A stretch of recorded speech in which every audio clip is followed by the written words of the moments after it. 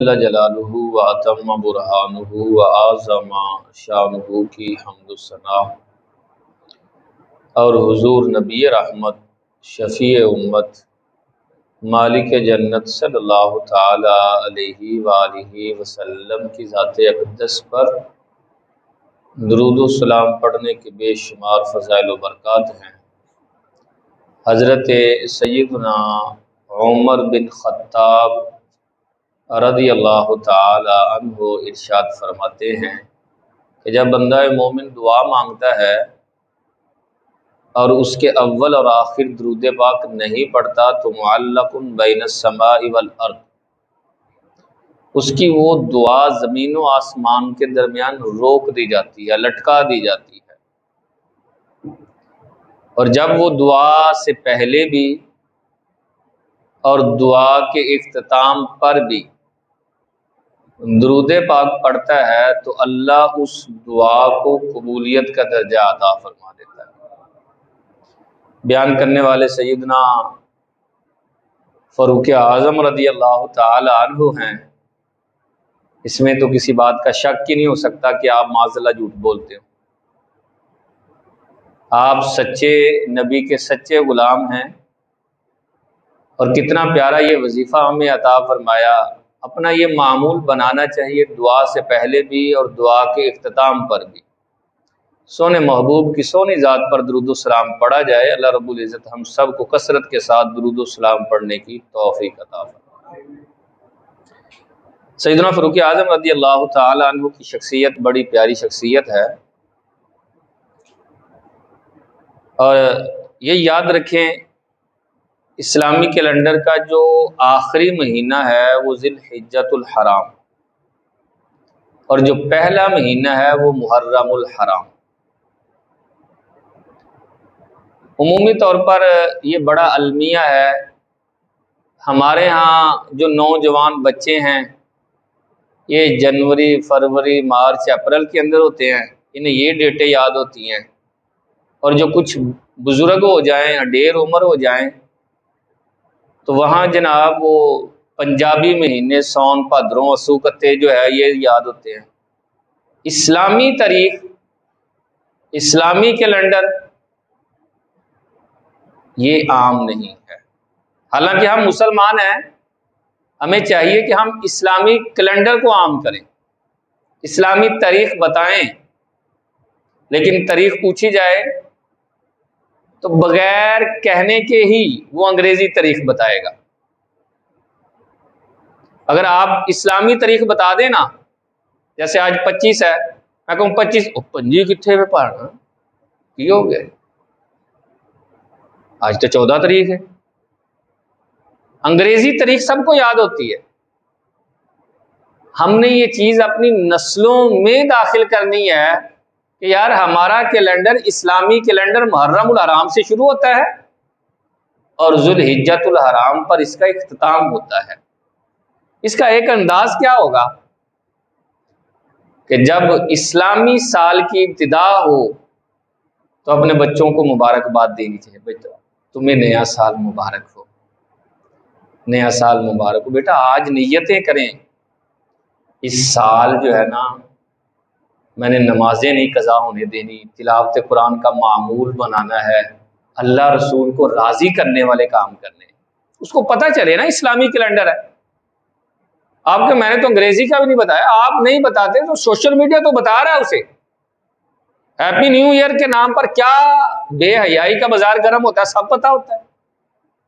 تو جب میں اور آپ اپنے بچوں کو بتائیں گے یہ اسلامی سال ہے، اس کی مبارکباد لوگوں کے ذہن میں یار ہوتا ہے، یار وہ محرم اور مبارکباد، توبہ توبہ توبہ، بھائی توبہ توبہ والی کوئی بات ہی نہیں ہے۔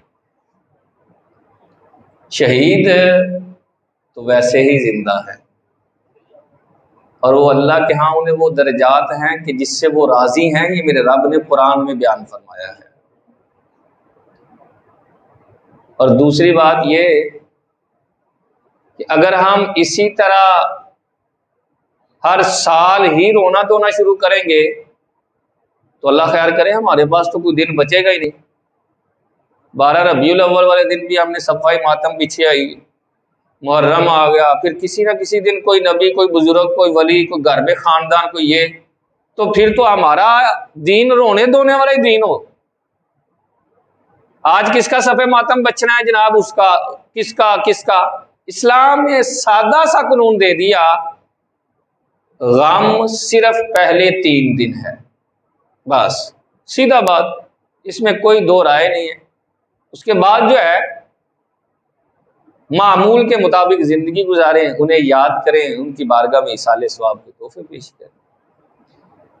تو سیدنا فاروق اعظم رضی اللہ تعالیٰ عنہ کی شخصیت ہی وہ شخصیت ہے جنہوں نے اسلامی کیلنڈر کی بنیاد رکھی ہے۔ آپ نے ویسے بڑے سارے کام کیے ہیں جو آج رائج بھی ہیں، جیل خانہ جات کا نظام، چھونیوں کا نظام، فوجی آنا جانا چھٹی، اور پھر اس کے علاوہ ڈھیروں کام، وظائف کا مقرر کرنا، یعنی تنخواہوں کا مقرر کرنا، ڈھیروں کام آپ نے، یہ بیت المال بھی آپ کا بنایا ہوا سسٹم ہے، آج تک وہی نظام چل رہا ہے۔ تو اللہ تعالیٰ نے آپ کو بڑی ساری خصوصیات عطا فرمائی، ان خصوصیات میں سے، ان انعامات میں سے ایک انعام یہ تھا کہ آپ قرآن سے بڑی محبت فرماتے تھے، تلاوت قرآن کا بڑا شوق تھا، قرآن سمجھنے سمجھانے کے اندر آپ کو بڑا ذوق آتا تھا، آپ کی زندگی کا یہ حصہ تھا۔ اگر آپ سیدنا فاروق اعظم رضی اللہ تعالیٰ عنہ کی زندگی کا مطالعہ کریں نا، یقین مانیں، تو آپ دیکھیں ان کی قرآن سے محبت کتنی۔ حضرت ابی بن کعب یہ بیان کرتے ہیں کہ میں عموماً عشاء کی نماز آپ کے پاس ہی پڑھا کرتا، جب سارے لوگ چلے جاتے، سیدنا فاروق اعظم مسجد میں بیٹھے ہوتے تو میں بھی بیٹھا ہوتا تھا، مجھے پتا تھا انہوں نے مجھے بلانا ہے، تو میں بیٹھا ہوتا تو مجھے آواز دیتے، ابی ادھر آؤ یار، تو کہتے ہیں میں حاضر ہوتا ہے، جی لبیک امیر المؤمنین، حکم فرمائیں۔ ابی یار میرا دل کرتا ہے کہ میں تم سے قرآن سنوں۔ اللہ اکبر، اللہ کرے میرا اور آپ کا بھی یہ دل کرے کہ میں قرآن سنوں۔ کہتے ہیں معمول تھا، بس اوقات ایسا ہوتا کہ آپ کئی سارے قراء یعنی قاریوں کو بلاتے، محفل ہوتی، 10 سپارے یہ قاری صاحب پڑھے، چلیں جی اللہ اکبر، 10 سپارے پڑھے جا رہے ہیں، دوسرے قاری صاحب آپ 10 سپارے پڑھے۔ صحابہ کہتے ہیں اگر درمیان میں کچھ تھکاوٹ سی محسوس ہوتی تو آپ فرماتے ٹھہر جو، ابھی تمہیں تازہ دم کرنے کا انتظام کرتا ہوں نا۔ نعت خان کو کھڑا کر کے کہتے چل بھئی اب نعت مصطفیٰ سنانا شروع کر دے، سارے تازہ دم ہو جاتے، پھر کہتے چلو بھائی یہ قرآن کے 10 سپارے جو رہ گئے ہیں یہ بھی سن کر ہی گھر جاتے ہیں۔ کیا حسین منظر یار، کیسی پاکیزہ محفل۔ اللہ خیر کرے، ہمارے ہاں تو جب قاری صاحب تلاوت کر رہے ہوتے ہیں نا محفل میں، ہوتے 2-4 آدمی ہیں، اور وہ 2-4 بھی بچے ہی بیٹھے ہوتے ہیں، ہم نے آخر پہ آنا ہوتا ہے، اور ہمارے ہاں یہاں نعت خان کو پرچی دی جاتی ہے، حضرت یہ نعت پڑھے نا، یہ فرمائشی کلام ہے، یہ فرمائشی کلام ہے۔ اللہ کرے یار ایسا ہو، یہ دل کی ایک مطلب چاہت ہے، یہ ہونا یوں چاہیے کہ جب قاری قرآن پاک کی تلاوت کرے تو ہم کہیں قاری صاحب آج تلاوت کے اندر سورۃ البقرہ آپ پڑھیں، پھر پرچی آئے کہ آپ سورۃ آل عمران پڑھیں، سورۃ النساء پڑھیں، سورۃ الانعام پڑھیں۔ قاری صاحب کو کوئی پرچی نہیں آتی، نعت خان کوئی پرچی آتی ہے۔ یار قرآن سے ہمارا اتنا لگاؤ نہیں ہے جتنا ہونا چاہیے۔ حضرت ابی بن کعب کہتے ہیں کہ میں نے پڑھنا شروع کیا، سیدنا فاروق اعظم رضی اللہ تعالی عنہ سن رہے ہیں، ایک سورت ختم ہوئی تو میں نے آنکھیں کھول کے نا دیکھا کہ کیا کر رہے ہیں، اللہ اکبر، کہتے ہیں کہ میں نے تھوڑی سی آنکھ کھول کے دیکھا تو ٹپ ٹپ آنسو جو ہے وہ گر رہے ہیں اور داڑھی مبارک تر ہو گئی ہے۔ کہتے ہیں پھر میں نے آنکھیں بند کی، میں نے پڑھنا شروع کیا، پھر اس وقت آنکھ کھلی جب اذان فجر ہوئی۔ اللہ، ساری رات قرآن پڑھا، کہتے ہیں لطف اتنا آ رہا تھا، قرآن پڑھنے میں مزہ اتنا آ رہا تھا، رات گزر گئی پتہ ہی نہیں چلا۔ میری اور آپ کی بھی رات اسی طرح گزرتی ہے شاید جاگتے ہوئے اور موبائل پر۔ نوجوان ساری رات موبائل کا استعمال کرتا ہے، وہ فجر کا ٹائم ہو گیا، موبائل کو تکیے کے نیچے اور سو گیا۔ اب وہ یقیناً اٹھ نہیں سکتا، اس لیے کہ گناہ کا بوجھ ہوتا ہے، وہ اس کے اوپر ساری رات اپنے اوپر گناہ کا بوجھ لادتا رہا، ڈالتا رہا، اب کیسے اٹھ سکتا ہے؟ اس کی نحوست ہوتی ہے، اس لیے پھر کہتے ہیں فجر ٹائم نہیں اٹھیا جاتا یار، بڑی مشکل ہو جاتی ہے، نہیں اٹھیا جاتا، الارم بھی لگاتا ہوں، آنکھ کھل بھی جاتی ہے، پھر بھی نہیں اٹھا جاتا۔ کہیں پیچھے یہ وجہ تو نہیں ہے کہ گناہ کا بوجھ جو ہے وہ اوپر ڈل گیا؟ اور قرآن سے سیدنا فاروق اعظم کو کیسی محبت، بلکہ آپ کا قبول اسلام بھی قرآن کی دہلیز کی خیرات ملی ہے، آپ کو ملا ہی قبول اسلام قرآن کی برکت سے۔ آپ خود فرماتے ہیں میری عادت تھی کہ مہینے میں 1-2 دفعہ نا میں حرم میں کعبہ میں آ کر لیٹ جاتا۔ کہتے ہیں ایک رات کچھ یوں ہوا کہ میں کعبہ میں آیا تو غلاف کعبہ کے درمیان چھپ کر نا کعبے کو ایسے جپھی ڈال کر میں سو گیا۔ تھوڑی دیر گزری تو مجھے کسی کے کچھ پڑھنے کی آواز آئی، میں نے غلاف کعبہ سے منہ باہر نکالا تو دیکھا کہ آقا کریم علیہ الصلوۃ والسلام کھڑے جو ہے وہ قرآن کی تلاوت فرما رہے ہیں، قرآن پڑھ رہے ہیں، اللہ اکبر۔ اور نماز پڑھنے کے دوران جب قرآن پڑھا تو آپ نے سورۃ الحاقہ، یہ 29ویں سپارے کی ایک سورت ہے، سرکار نے یہ تلاوت کرنا شروع کی۔ کہتے ہیں کہ سیدنا فاروق اعظم کہتے ہیں چونکہ میں فصیح و بلیغ آدمی تھا، جب کلام سنا تو میں نے کہا یار بڑا شاندار کلام ہے، کیا کمال کا کلام ہے، اس سے پہلے تو میں نے ایسا کلام سنا ہی نہیں۔ کہتے ہیں دل ہی دل میں کلام کی تعریفیں کرتے کرتے اچانک سے ذہن میں خیال آیا یار مجھے لگتا ہے یہ کسی شاعر کا کلام ہے، اتنا فصیح و بلیغ کلام۔ کہتے ہیں ادھر دل میں خیال آیا، ادھر آقا کریم علیہ الصلوۃ والسلام نے قرآن کی تلاوت کرتے ہوئے فرمایا وما هو بقول شاعر، یہ کسی شاعر کا قول نہیں ہے۔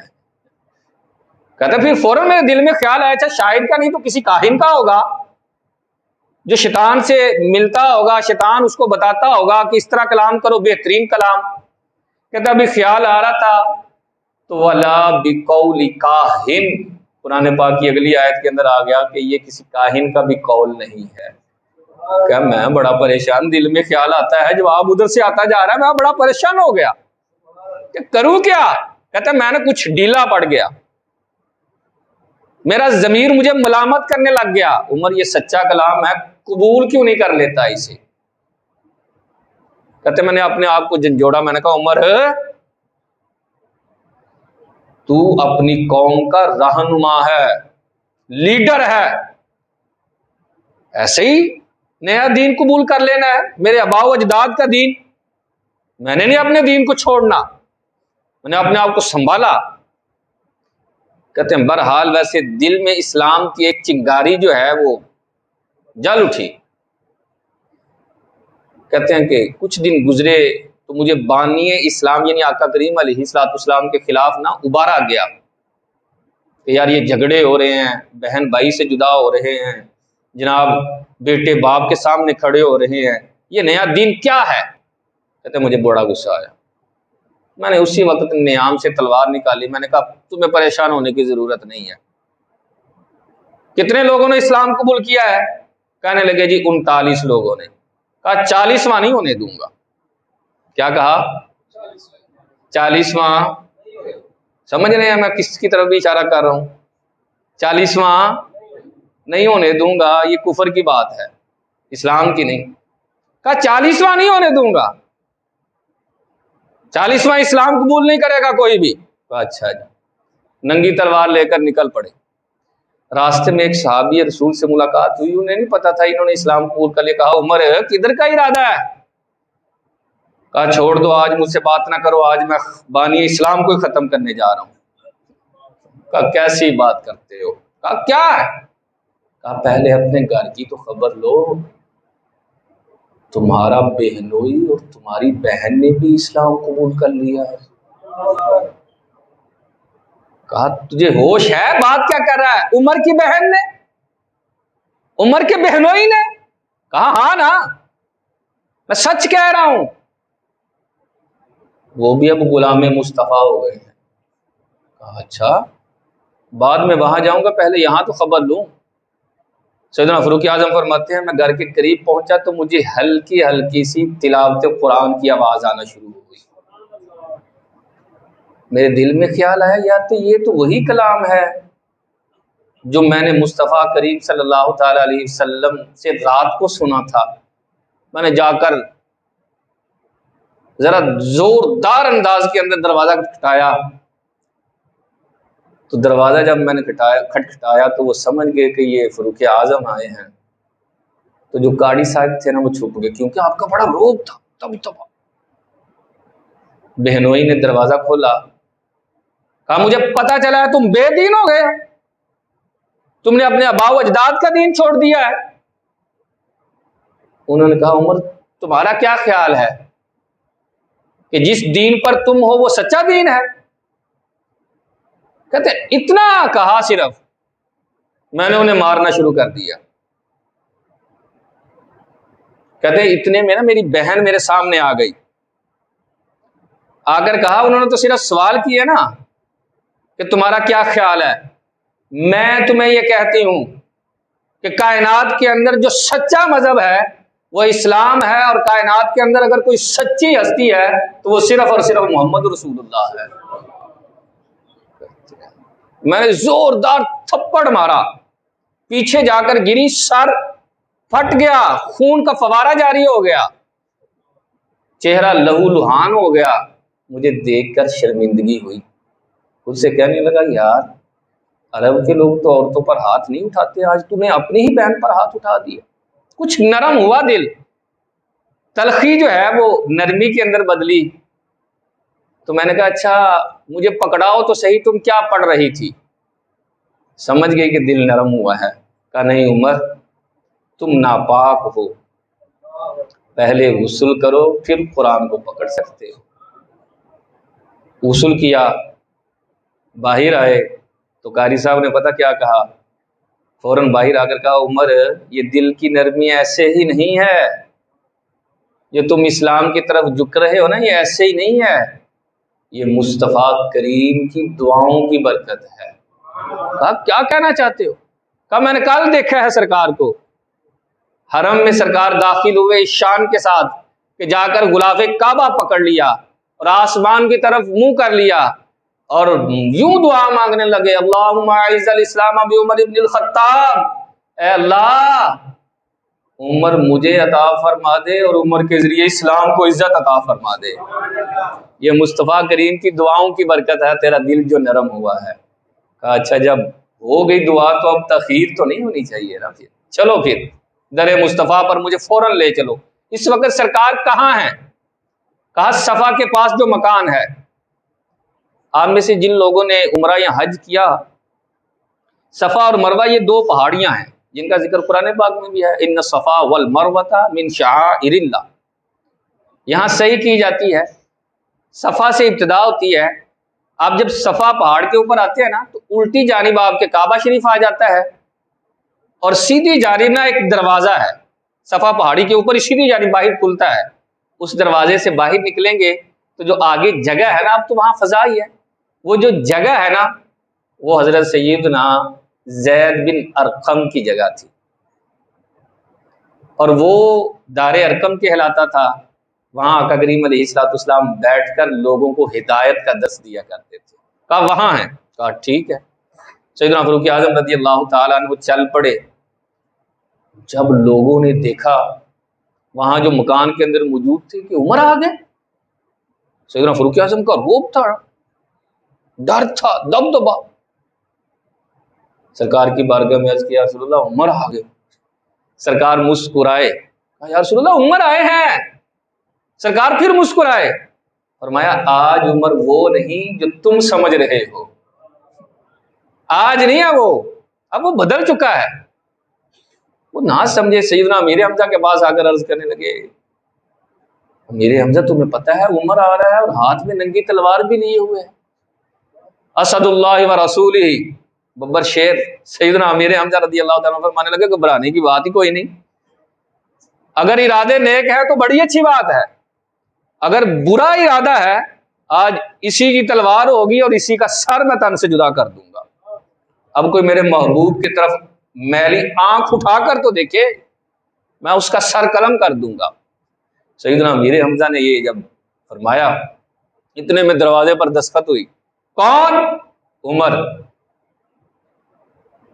سیدنا امیر حمزہ نے کچھ تلخی والے لہجے میں، غصے والے لہجے میں سوالات کا سلسلہ شروع کیا، کیوں آئے ہو یہاں؟ اتنا پوچھنا تھا، سرکار نے پیچھے سے آواز دے کر ارشاد فرمایا، چچا کھول دو دروازہ، آج عمر وہ نہیں ہے جو تم سمجھ رہے ہو، چھوڑ دو۔ سیدنا فاروق اعظم رضی اللہ تعالیٰ عنہ داخلے ہوئے نا، تو آقا کریم علیہ الصلوۃ والسلام نے ایسے پکڑ کر جھنجھوڑا، فرمایا عمر کب تک بھٹکتے رہو گے؟ اتنے سارے خداؤں کو کب تک پوجتے رہو گے؟ چھوڑ کیوں نہیں دیتے ان کو؟ آ کیوں نہیں جاتے وحدہ لا شریک کے در پر؟ عرض کی آپ کے پاس ہے کیا؟ آپ کس مقام پر ہیں؟ فرمایا لا الہ الا اللہ محمد رسول اللہ، اور قرآن کی تلاوت کی۔ صحابہ کہتے ہیں ابھی قرآن کی تلاوت ختم ہوئی، سیدنا فاروق اعظم نے عرض کی یا رسول اللہ ہاتھ بڑھائے نا آگے، آپ کے ہاتھوں میں ہاتھ دیکھ کر آپ کے غلاموں میں شامل ہونا چاہتا ہوں، غلاموں میں شامل۔ اب جب غلامی اختیار کی نا، اس کے بعد جو اسلام کو تقویت ملی ہے نا، یقین مانے سب سے زیادہ تقویت اسی وقت ملی جب سیدنا فاروق اعظم نے اسلام قبول کیا۔ پھر قرآن کے ساتھ محبت کا اظہار، پھر آپ نے باقاعدہ قرآن پاک سیکھنا شروع کر دیا۔ تفسیر قرطبی کے اندر لکھا ہے 11 سال تک صرف سورۃ البقرہ آپ نے سیکھی۔ اللہ اکبر، پڑھانے والے مصطفیٰ کریم ہیں، پڑھنے والے فاروق اعظم ہیں۔ کیا کیا محبوب نے پڑھایا، اللہ اکبر۔ اور پھر حضرت جابر بن عبداللہ بیان کرتے ہیں جب قرآن پاک سیکھ کر سمجھ کر پڑھتے نا پھر نماز، کہتے ہیں عشاء کی نماز میں ان کے پیچھے پڑھا کرتا تھا، اور میں ایک دن 7ویں صف میں پیچھے کھڑا تھا، پہلی دوسری صف میں نہیں، 7ویں۔ کہتے ہیں سیدنا فاروق اعظم نے قرآن کی تلاوت سورۃ یوسف پڑھنا شروع کی، تھوڑے آگے بڑھے، آیات وہ آئیں جن میں خوف کی آیات تھی، تو آپ نے رونا شروع کیا، ہچکیاں بند گئیں، اتنا روئے کہ 7ویں صف تک آپ کی ہچکیوں کی آواز آتی تھی۔ جب قرآن سمجھ کر پڑھا جائے نا، ہمارے ہاں تو سمجھنے والا ذہن ہی نہیں، ہمارے ہاں صرف رٹا سسٹم ہے۔ ٹھیک ہے قرآن پڑھنا چاہیے، یاد کرنا چاہیے، لیکن قرآن کو سمجھنا تو چاہیے نا یار، یہ تو پتا ہو کہ میرا رب مجھ سے کیا فرما رہا ہے، میں کیا پڑھ رہا ہوں، اللہ تعالیٰ اس کے اندر کیا فرما رہا ہے۔ تو آج نیت کریں یار، آج دنیا اہل سنت کے جو امیر ہیں مولانا محمد الیاس عطار قادری رضوی زیائی دامت برکاتہم العالیہ نے فرمایا کہ آج مسلمانوں کو چاہیے کہ یوم تلاوت قرآن منائیں۔ پوچھا گیا حضرت یہ کیسے منانا ہے؟ ہم تو پہلے ہی قرآن سے محبت کرنے والے ہیں، کس طرح محبت کرتے ہیں، چومتے ہیں، سینے سے لگاتے ہیں اور رکھ دیتے ہیں، ہم تو پہلے ہی محبت کرنے والے ہیں۔ آپ نے فرمایا کوشش کرو آج روزانہ، آج ہر ایک جو ہے ایک ایک سپارہ ضرور تلاوت کرے، ہو سکتا ہے ایسا ہی نہیں ہوں دیا، اوکھا کام ہو جاتا ہے یار پڑھنا۔ قاری صاحب تسی پڑھ دینا، قاری صاحب پڑھ دیں گے، ختم بھی ہونا، والدین کا ختم ہے جنہوں نے ساری زندگی آپ کے لیے وقف کی تھی، بچے نہیں آ سکتے پڑھا، تسی نہیں قاری صاحب کو قرآن پاک پڑھیا نہیں دے سکتے، اصالے ثواب چاہیے بھائی، ٹھیک ہے مانگ لو، لیکن کم از کم یہاں رک کر ایک مرتبہ یہ سوچو کہ میں نے کتنی دفعہ اپنے والد صاحب کے لیے قرآن کی تلاوت کی ہے، سوچنا چاہیے کہ نہیں؟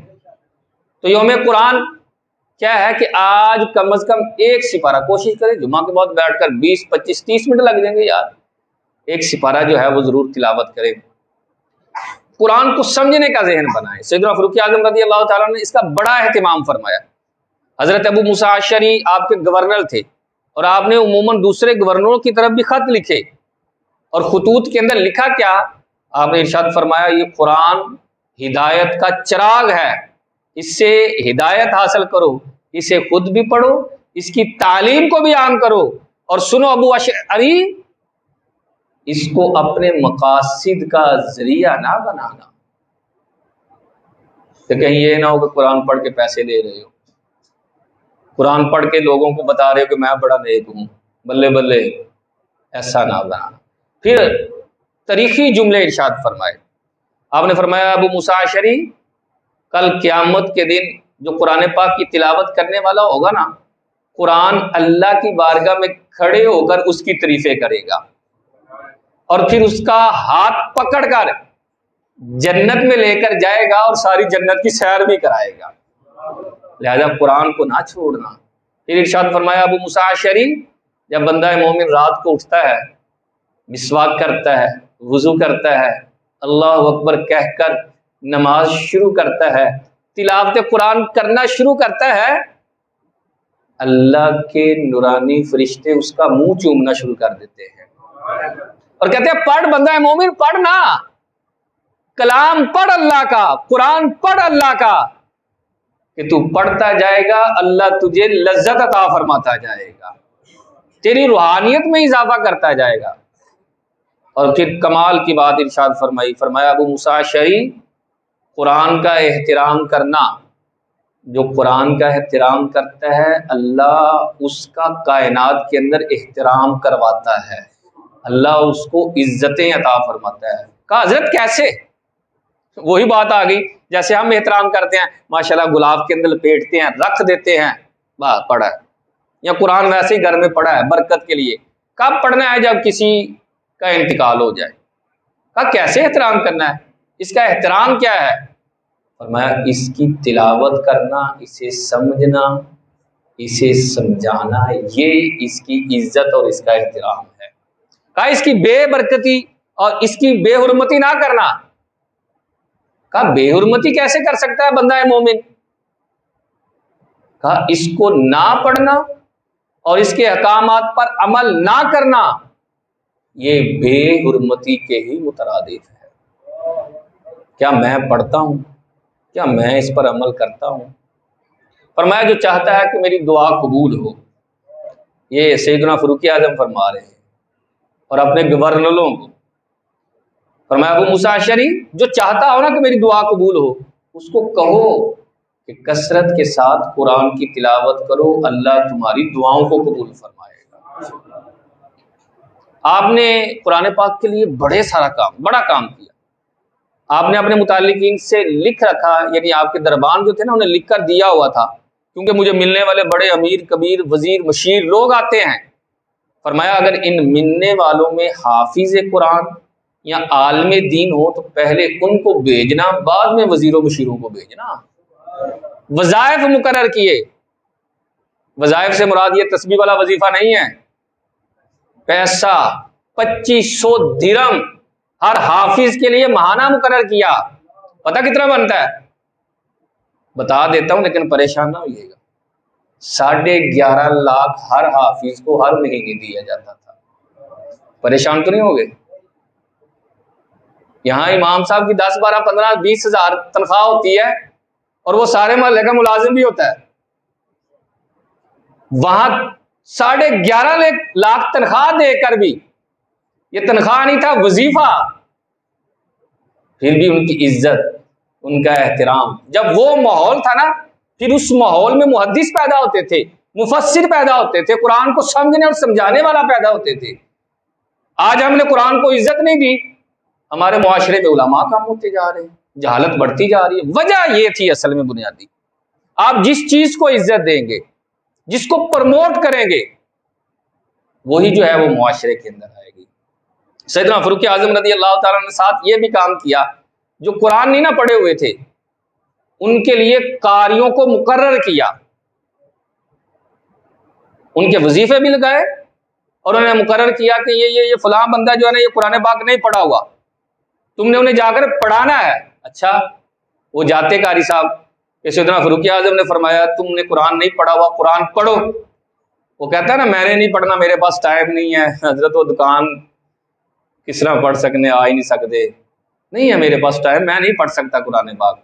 सैयदना फारूक आज़म उसे सरे बाजार बुलाते और बुलाकर कोड़े मारते और फरमाते तू कुरान ही नहीं पढ़ा हुआ अभी तक।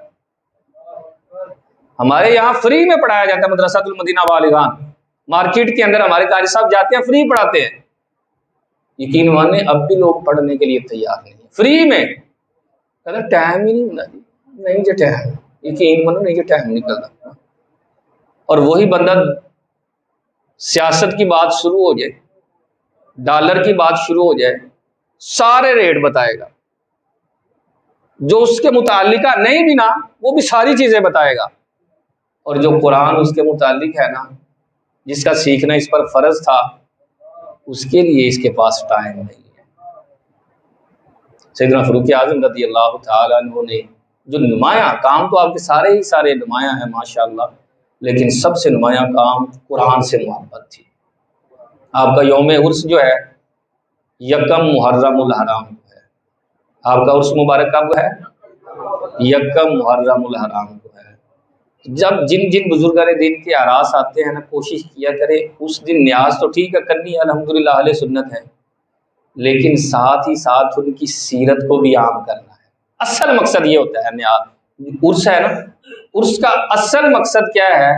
सीरत आम हो, बताया जाए कि इन्होंने ऐसी पकीज़ा ज़िंदगी गुजारी है, हम इनसे मोहब्बत करने वाले हैं, हमें भी इनकी सीरत पर चलकर ज़िंदगी गुजारनी है। अल्लाह ताला हम सबको कुरान और सुन्नत का फ़हम अता फरमाए, आमीन बजाह नबी।